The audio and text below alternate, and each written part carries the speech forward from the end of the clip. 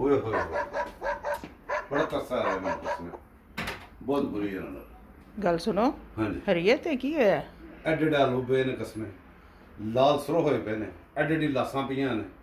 ਉਹ ਨਮਕ ਨਮਕ ਦੇ ਕੇ ਆਇਆ ਗਰਮ ਕਰਕੇ, ਹਲਦੀ ਪਾ ਦੁੱਧ ਜੋ ਦੇ ਕੇ ਆਇਆ, ਮੈਂ ਕਿਹਾ ਪੀਓ।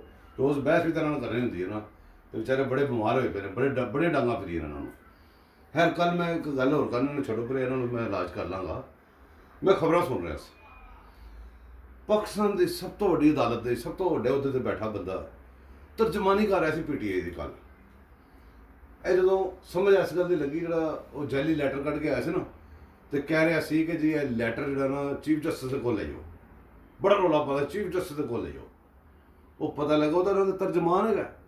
ਕੱਲ੍ਹ ਉਹਨੇ ਫਰਮਾਇਆ, ਮੁਹਤਰਮ ਬੰਦਿਆਲ ਸਾਹਿਬ ਨੇ, ਇਹਨਾਂ ਦੇ ਨਵੇਂ ਤਰਜਮਾਨ ਨੇ, ਖੁਫੀਆ ਤਰਜਮਾਨ ਨੇ, ਕਿ ਜੀ ਉੱਥੇ ਅੱਗ ਤਾਂ ਲਾਈ ਗਈ ਹੈ ਕਿ ਆਸੂ ਗੈਸ ਦਾ ਅਸਰ ਘਟ ਜਾਵੇ। ਆਸੂ ਗੈਸ ਸੁੱਟਿਆ ਤਾਂ ਅੱਗ ਲਾਈ ਹੈ।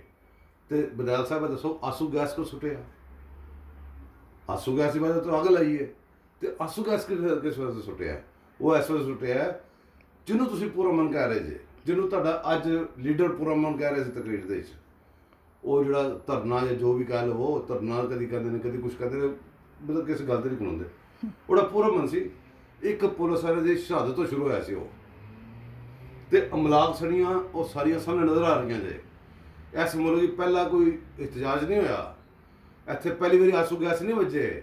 ਆਸੂ ਗੈਸ ਛਾਵਾਂ ਕਰਤੀ ਗਏ ਸੀ ਤੁਹਾਡੇ ਅਦਾਲਤਾਂ ਦੇ ਬਾਹਰ। ਇੱਥੇ ਹੀ ਪਹਿਲੇ ਧਰਨੇ ਹੁੰਦੇ ਰਹੇ ਨੇ, ਉਹਦੇ TRP ਦੇ ਵੀ ਹੋਏ ਸੀ। ਉਹਨਾਂ ਨੇ ਕਿਉਂ ਨਹੀਂ ਦਰਖਤਾਂ ਨੂੰ ਅੱਗ ਲਾਈ ਜੀ?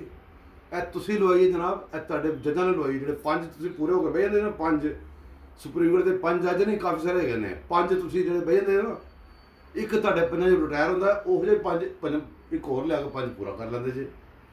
ਤੁਸੀਂ ਜਿਹੜੇ ਹਰਕਤਾਂ ਕਰਨੀਆਂ ਸ਼ੁਰੂ ਕੀਤੀਆਂ ਨਾ, ਇਹ ਛੱਡੋ, ਸਾਡੇ ਪਲਾਟ ਛੱਡੋ ਜਿਹੜੇ ਲਏ ਜੇ, ਇਹ ਮੁਰਾਦ ਛੱਡੋ, ਇਹਦੀ ਤਰਜਮਾਨੀ ਕਰੋ ਜਾ ਕੇ।